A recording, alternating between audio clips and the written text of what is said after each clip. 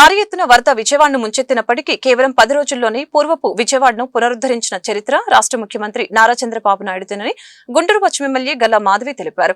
అకాల వర్షం కారణంగా సర్వం కోల్పోయిన వారిని రాష్ట్ర ప్రభుత్వం ఆదుకుందని గుర్తు చేశారు. గుంటూరు అడప బజార్లో వర్షం కారణంగా ఇల్లు కూలిపోయి అడప సూరమ్మ గత 4 రోజుల క్రితం మరణించారు. రాష్ట్ర చరిత్రలోనే తొలిసారి కేవలం రోజుల వ్యవధిలోనే 5 లక్షల చెక్కును బాధిత కుటుంబానికి రాష్ట్ర ప్రభుత్వం అందించింది. బుధవారం ఈ చెక్కును ఎమ్మెల్యే మృతురాలి కుమారుడు అడప శ్రీనివాసరావుకి అందజేశారు. ఈ సందర్భంగా ఎమ్మెల్యే గల్లా మాధవి మీడియాతో మాట్లాడారు. ప్రకృతి ప్రకోపానికి ఇల్లు ప్రాణాలు కోల్పోయిన వారికి రాష్ట్ర ప్రభుత్వం ఆపన్న హస్తం అందించిందని చెప్పారు. ప్రజాహితాన్ని కాంక్షించే ఎన్డీఏ కూటమి ప్రభుత్వంలో పనిచేస్తున్నందుకు ఎమ్మెల్యేగా గర్వంగా ఉందని చెప్పారు. ఈ కార్యక్రమంలో మాజీ కార్పొరేటర్ అడప కాశీ విశ్వనాథం, 18వ డివిజన్ టీడీపీ నాయకులు సాంబశివరావు, ఎన్డీఏ కూటమి నాయకులు, స్థానిక పెద్దలు పాల్గొన్నారు. అందరికీ నమస్కారం అండి.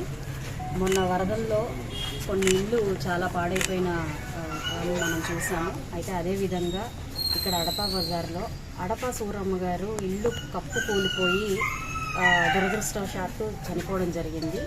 దాని నుంచి బయటపడే ఒక మార్గంగా మా వంతు సాయంగా ప్రభుత్వాలు ఈరోజు వాళ్ళకి ఆ కుటుంబానికి అండగా వారి కుమారుడికి 5,000 రూపాయలు చెక్ని 5 లక్షల చెక్ని అందించడం జరిగింది. చాలా ఆనందదాయకంగా ఉంది. అందరం కలిసి పనిచేస్తే నిజంగా అవసరార్థులకి ఇలాంటి ఆపన్న హస్తాన్ని అందించగలము అని చెప్పి ఈరోజు ఇటు యంత్రాంగము ఇటు ప్రభుత్వాలు నిరూపించాయి.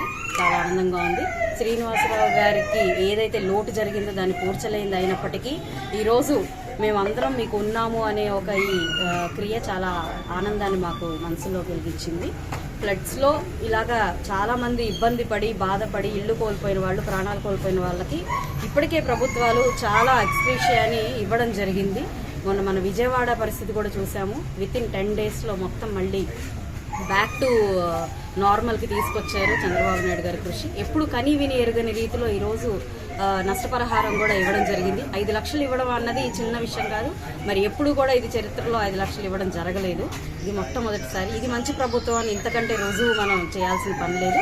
మాకు కూడా చాలా ఈ ప్రభుత్వం కింద చేయడం, ఒక ఎమ్మెల్యేగా అది కూటమి ప్రభుత్వం కింద ఉండడం నిజంగా చాలా ఆనందంగా.